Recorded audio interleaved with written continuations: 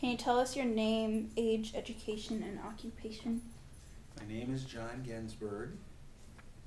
I am 53 years old.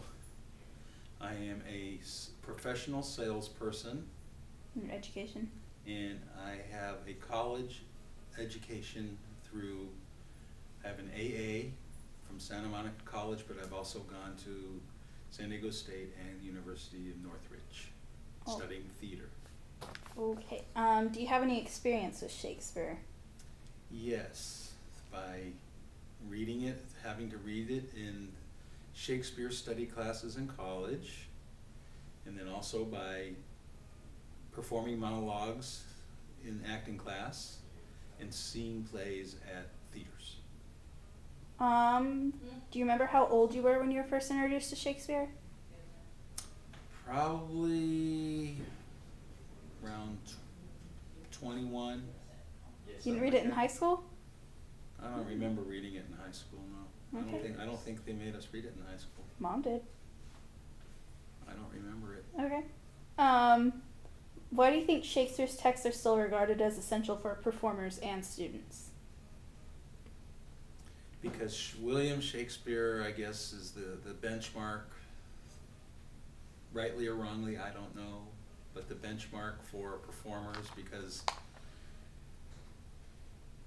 the lyrical way that you speak and the way that it's written and the pentameter that it's spoken in, that actors it's a stylistic way of acting, and it's the Shakespearean style, so stepping back to the Elizabethan times, so everybody thought he was the best writer back in those days, and it's carried through the evolution, through the different generations, through generation.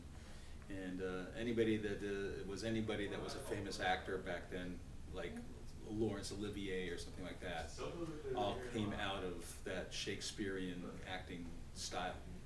So everybody says, oh, you're the best actor if you can really do Shakespeare.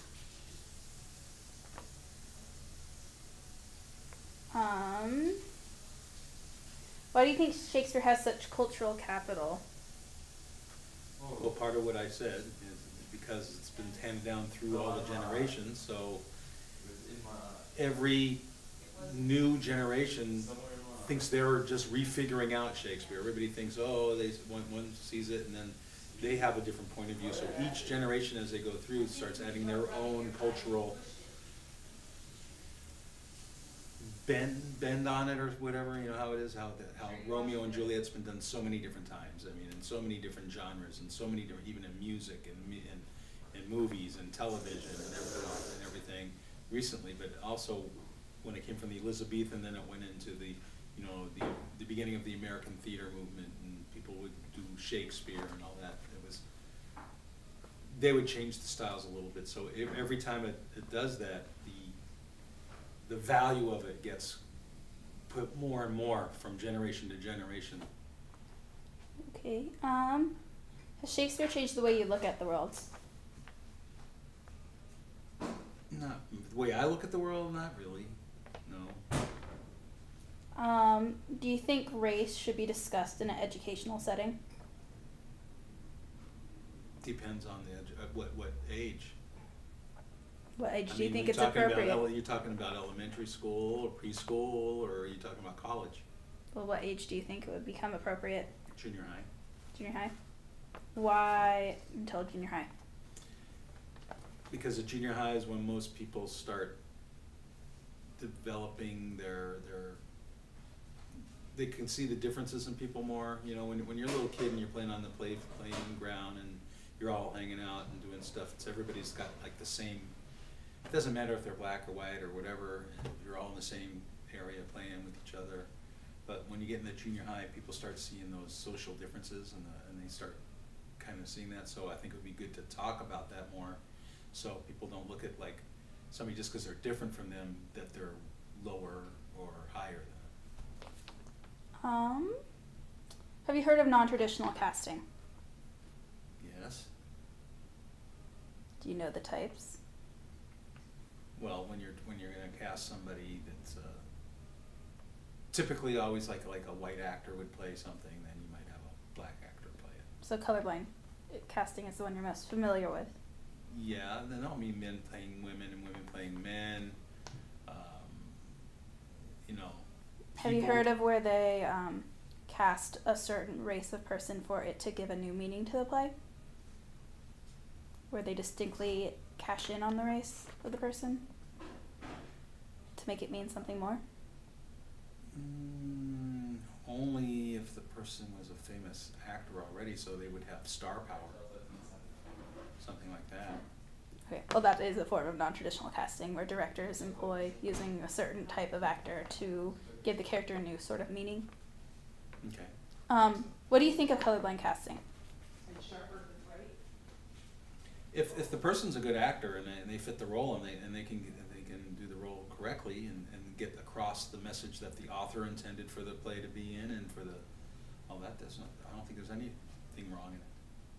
What about when the politics come into it where they don't have a black actor coming and auditioning, but they're supposed to be a colorblind cast, so they distinctly go out to get black actors to join their troupe?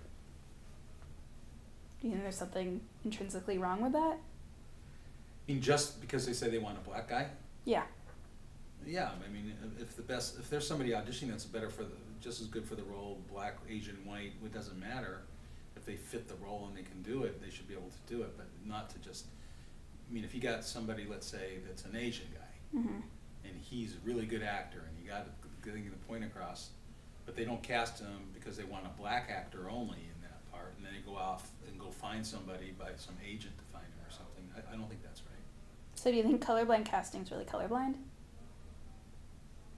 Depends on who's casting it. I mean, if it's being done by truly a director and a writer and the people that are putting the play on that really care about the art of it, if they're doing it for artistic, you know, if they're casting a role for artistic purposes, the writer, the director, the producer, they're, you know, because those are the people that are putting these things on anyway, look at it and say, you know, we want the best actor that we can get into this.